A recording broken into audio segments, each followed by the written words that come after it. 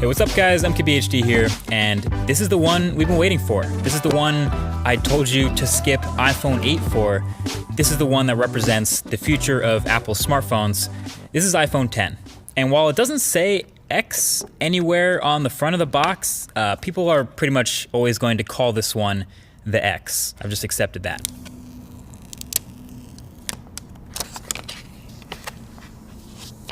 So this is your first look at the unboxing experience, and spoiler, it's pretty much exactly the same as iPhone 8 was, and almost every other iPhone. Headphones, adapters, stickers, it's all in the box, but I guess it's a good thing there's no surprises here. So you can see right here off the bat, it's a really shiny, chromy, reflective phone. This is the silver one, and you can see how shiny the sides are. The space gray one though is a bit more toned down. And so the only thing that was actually new during the setup of iPhone 10 is now you set up Face ID during first boot instead of the fingerprint Touch ID. But yeah, this is brand new, and it's been a couple weeks since we last saw this phone at that Apple event, so seeing it again for the second time is kind of a reminder of all the things that are new about this thing. Obviously, the biggest difference is the display up front, the 5.8-inch OLED corner-to-corner screen that fits in a footprint smaller than the iPhone 8 Plus, which has a smaller screen. So naturally, pretty much all the focus is going to be on that, and the notch at the top, and how apps handle it, etc. And I can tell you that aside from all the incompatible apps I've come across that are going to have to get updated, my experience with the display panel itself have been pretty decent so far. It's bright, it's contrasty, well calibrated, definitely not oversaturated like some OLEDs can be. And just handling and playing with this phone in the studio here for the first time, it's answered some immediate questions that I had about it from the last video.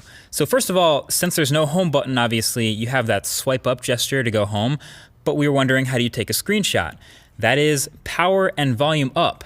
So that's the new screenshot combo for iPhone 10. And then since holding the power button now goes to Siri, how do you turn the phone off?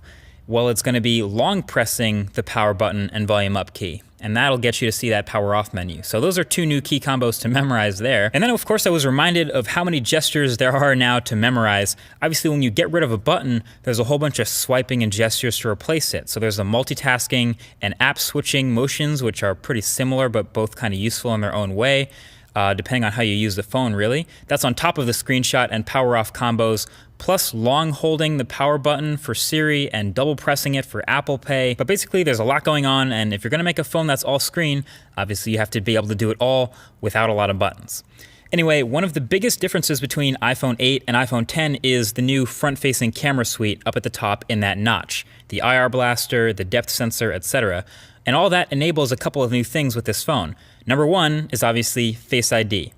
The setup, like you saw, was pretty quick and painless, and it's been working pretty well since then for unlocking my phone. Now, I've only really had this phone for a day like the rest of press, but so far in this time, it's been fine, and it works as advertised as far as being smart and not easily spoofed. You can see the little lock under the time when the phone is locked, and basically instead of placing your fingerprint, the phone will not unlock until you look at the phone like you did during the setup process.